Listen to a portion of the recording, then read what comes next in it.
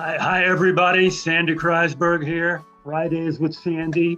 Our beloved leader, John Byrne, is at his audience with the Pope delayed, so he's still in Rome. So it's just me with our special guest. His name is Jose, and he's from Mexico. Jose, why don't you say hi and just briefly introduce yourself? Hey everyone, my name is Jose. I'm from Mexico. I have had 3 full-time jobs at a software development company called Confront. I also work there. Slow it down and make sure everybody they really want to know the names of the companies you've worked for. Definitely. I worked as a head of product at Confront, a software company. I also worked as the growth product manager at a fintech called StoryCard. And now I am a senior product manager, unicorn of Mexico called Clip. So you're currently working at a unicorn. Why don't you tell our new listeners what a unicorn is in the language of business hustlers? Sure. So a unicorn is a startup that is worth more than $1 billion, and it has an IPO. Do you have any stock? I do, yeah. What are you doing here? Why are you going to business school at all? That's a serious question. That's what I'm discovering here. What's that? Yeah, that's what I'm trying to discover. Whether you should go, or what the possible value is. Okay. Exactly. Well, let's deal with that question first. Tell me what's going to happen if you don't go to business school, besides not wasting 2 years and about $250,000. I'll go to fund my own startup. Like that's what I'm going to do, either if I'll go to the business school or I won't. So what you're doing is you're betting that the 2 years of no income and the tuition you pay the business school will be worth it in terms of networking. That is correct, right? Definitely. Networking and VC funding. Yeah. Okay. I'll be honest with you. That's a tough decision. Do you know what are your dream schools? I would like to go to Stanford, MIT, London Business School, and Babson. Okay. For reasons we're going to go through, Stanford and MIT are going to be real reaches. How much do you know about London Business School? Particularly this question. Is London Business School a good place to network for people to fund your company? I do believe that. What's your belief based on? I have one of my former boss, he is studying his MBA at London Business School. So I had a chat with him before I joined this call. And what I have heard, I think it's something that works for entrepreneurs. Based on what he said, have you ever visited? I haven't visited LBS, no. Yeah, okay. I'm just being very parochial here. I'm just saying that the reason you're going to business school, in addition to learn about business fundamentals, basically you're going to network. So so somebody might say, well, what would you do with those 2 years and all the money you're saving in tuition?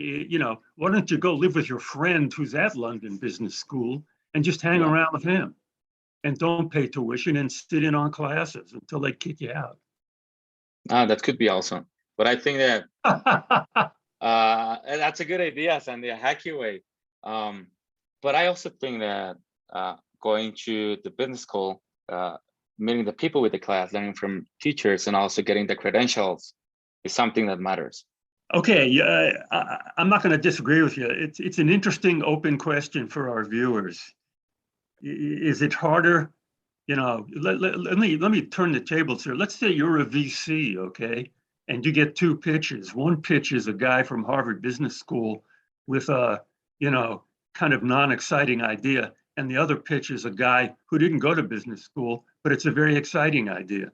You get what I'm driving at here? I'm super biased. The answer to that is, yeah, in that strange situation, Sandy, the VC would go for the guy who didn't go to Harvard Business School. But let me add, the guy who didn't go to Harvard Business School probably wouldn't get the appointment with the VC. How do you get there? Yeah, I know. Yeah, how do you get to the VC, right? Yeah. Anyway, I wish John were here. John might have answers to this. We may bring him in to intersplice the answer. That would be good. But that's what you're facing. Yeah. Let's just go through this. Tell us where you went to college. Yeah, I went to Anáhuac University at Mexico City. And do people from, forgive my pronunciation, from University A, let's call it, do they frequently go to business school or not? They do. They do. Not that often, like the ones that I mentioned, but they do. Okay. And you had a you've translated your GPA, or the internet translated it as a 3.5. Yeah, I was also top 10% of the class. That's the important part, okay? Yeah. That's what you need. You omitted that from, this is a tip. If kids, viewers, ladies and gentlemen, boys and girls, if you went to a school that grades very harshly, it helps to find out your class rank and put it on your resume. Let me tell you, if you went to Harvard College and got a 3.5, you're in the bottom half of the class, okay? It's almost impossible to get a B at Harvard College. Let me tell you how I know. I was a section man at Harvard College for many years. Section man is the guy who actually does the grading, okay? Yeah, I saw your resume. Yeah, there's 2 grades at Harvard, A and A-, all right? Okay. You really got to do something to get a B+, like not attend, not take the final. That would get you a B+. Also, Sandy, over there is the reason I didn't got a 4 on my GPA is because I was very focused on doing other activities related to my career, and also okay, like tell us what your extras clubs. are. You've been involved in a lot of extracurriculars and leadership and volunteer experiences. What just tell me, this is important, make you think about it. Tell me in order of importance and impact what they were. Wow, I think that one, I co-founded during college the Foreign International Students Association. Also won the prize. Let me give you a clue about interviewing on Zoom, okay? You've got a habit when you're saying important things not to go close and say them clearly. Okay. You got a habit of like talking into your t-shirt here. Okay. Well, I went to so-and-so college, and I was a valedictorian. Okay. Okay, cool.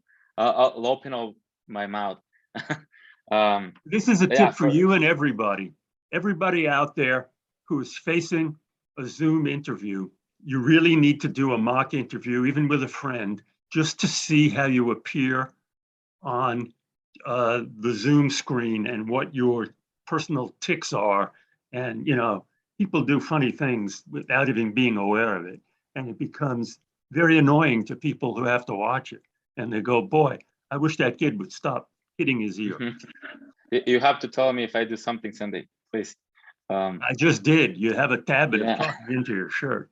I will say this, the lighting and the background of your setup is perfect. Thank you. This is just my office, my room. It works. It works. It's well lit. There's no Playboy centerfolds. There's no distractions. And it focuses on you, and the lighting is very flattering. Thank you, Cindy. So you're halfway there. It's important to look good. Yeah, always. Okay. So we're going through in order of importance what your extracurriculars were. Yeah. So scratch that first thing. All began again. So the most important thing is I won the prize of Entrepreneur of the Year from my executive program that I was doing on business at the school. I also funded the. What was that prize? That's great. Okay, so you've got to say it out. A thing I'm really proud of was being Entrepreneur of the Year in a program that I was involved in at the XYZ program. And I'm really proud of that because the business I was working, involved this and that. Why were you proud of it? Why do you think they gave you that award? And what was the business? I designed and created a platform to schedule keynote speakers, which was a big issue at Mexico. So I used my product to enter to that contest at my university, and yeah, I'm really proud. I designed it and built it in some months, but the only it took it was like over 1 year. Did it happen? Did you actually use it to get speakers? Yeah, I used it. I even had a partnership with one of a speaker that I admire. But then good. Okay, that's a great example. What's the second most impactful? We're not going to go through them all. Just see if you can do the second one. Yeah, I funded an international students association at school. What does that mean? Funded an international students? You started and funded or joined as an early member? No, when I entered university, I realized that there was no club for international students. So I did it myself, and I was president for over 4 years. Yeah, so the way to say that is, another thing I'm really proud of was starting and funding and being president of an international students club. You can't be shy here, buddy. Okay. You're not applying to divinity school. And let me tell you, even if you were, doing it my way is more impressive, okay? Divinity school, they only got one question. Can this guy raise money for whatever, religious organization he's going to join? So it's very similar. Good. Okay, I'll give you a chance. Pretend I'm the dean of admissions at Harvard Business School, and I say, why should we pick you? You should pick me because I am the hustler. I can add a lot of value to the students that are at your school. I'm definitely the person that knows what he wants and gets it. And I'm also— well, you know what you want and get it. What do you need us for? I need you guys to help me raise VC for my next startup. So what you're doing is you're paying us to use our reputation. You think we like that? I think that's what we think of ourselves. Do you understand what I'm driving at here?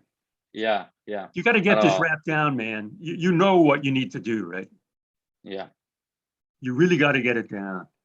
If it's why should you take me, you go, I think I can contribute a lot to your school, and I think I could gain from the experience. Here's what I can contribute. I've got international experience. I know about business in Mexico and Latin America.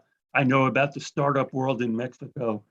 I've also worked for some big companies in Mexico. So I can bring all that into a case method discussion. And what I also plan on doing is, attracting VC money to possibly my own startup and introducing VCs to the Harvard environment. That's an answer. You get the difference. Just much better. Yeah. Well, I've already finished my education at 32 years of 6th grade, 9th grade, 12th grade, 4 years of college, 6 years of graduate school, 3 years of law school. So whatever, 28th grade. But you're just starting. Yeah. Good. Okay, I don't think you're getting into Harvard. It's a long shot, just because of numbers and the jobs. But boy, do you know how many Mexicans are in Harvard? I think there's a lot. There's more than you think. Yeah, I'm not sure, to be honest.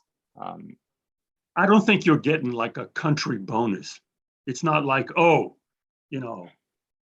here's a guy from Togoland. We don't have anybody from Togoland. We could put a new flag on the wall. I think the Mexican cohort is diverse and large, and that's one of the ways you're competing. Yeah, I'm aware that there's very smart people over here. Yeah, so I think Harvard's going to be hard. I think Stanford's going to be hard. I think Wharton's going to be hard. I think a good long shot for you, particularly if you can. What's the story with the GMAT or the GRE? You haven't taken it, or what? I haven't taken it. Nope. Okay, I'm going to give you the same advice I give everybody else. It's been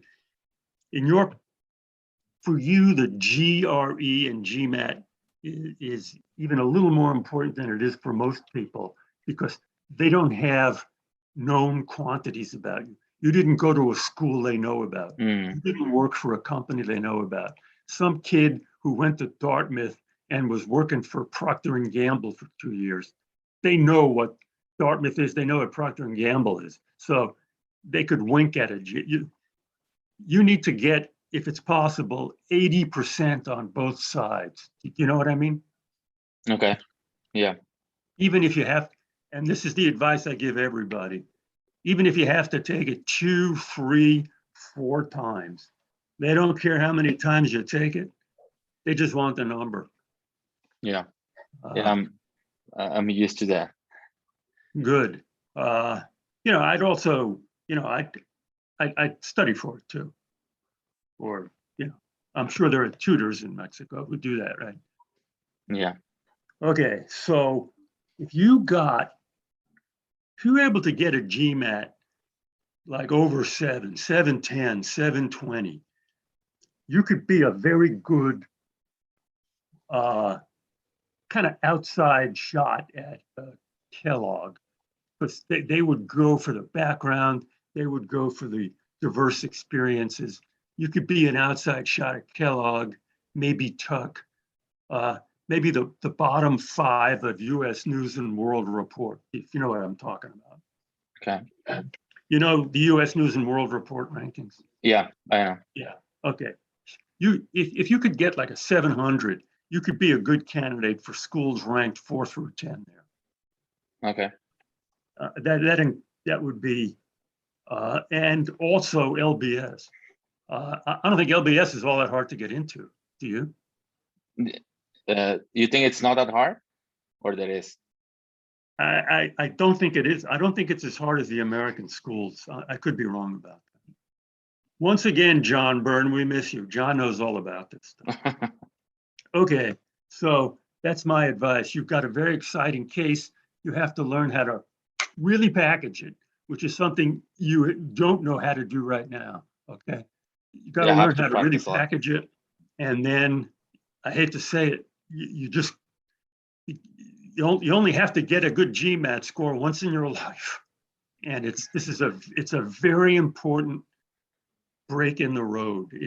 Even if you have to take it 3 times, it pays off for the rest of your life. Having a degree, the difference between having a degree from an A school versus a B school is very big in terms of consequences.